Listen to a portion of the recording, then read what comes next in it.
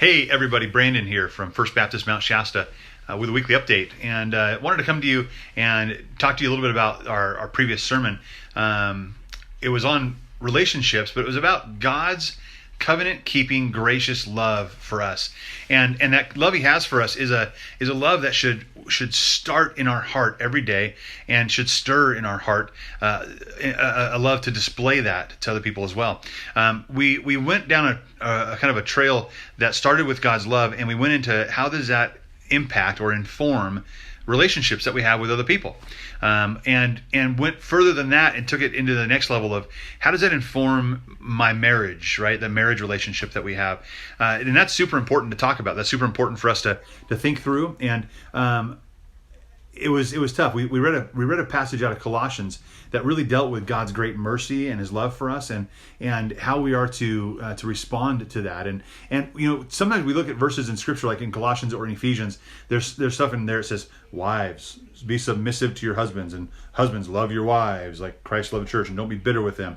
And those are great passages, and we can't ignore those. I think sometimes we want to say, "Oh, that's not for our time anymore. Let's just push those aside, and there's a better way." But really, what we're talking about is the fact that those are the bottom of the page after God gets done talking and admonishing us through Scripture, as Paul writes to the Colossians or Ephesians, and he says, God's great love for you should humble you, and it should shake you, it should stir you, and that should lead you to a place where you can submit and love in the way that Christ has called you to do that.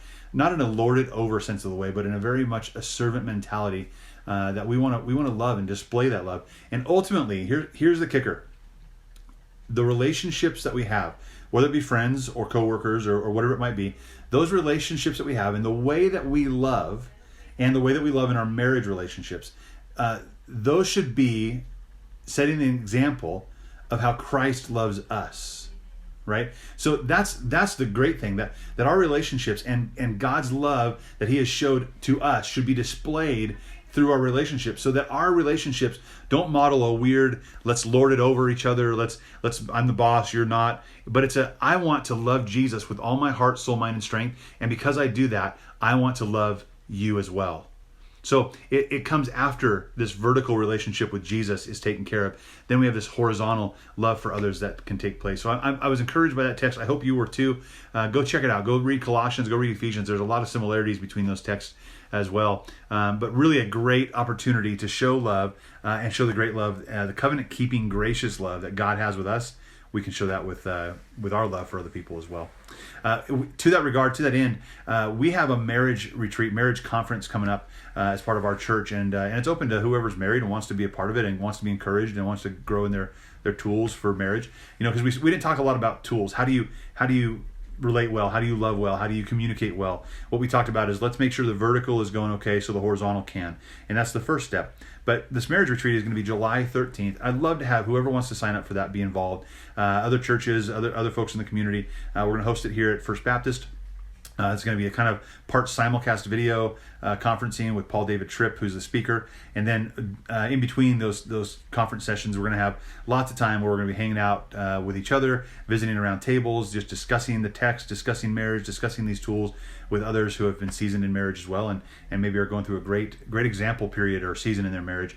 What we might need. So I'd love for you to be a part of that. Look for more. If you're interested in that, call our church office here in Mount Shasta.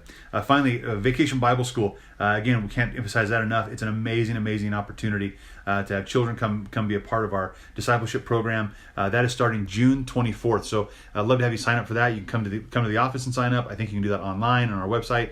And there are forms here at the church as well. So I'd love to have you be part of that. June 24th through the 28th. That week. So love to have you be part of that. Hope you guys are having a great day, a blessed day. Hey, go love people with a covenant-keeping, gracious love that Christ has showed you. All right? I love you guys. We'll talk to you soon.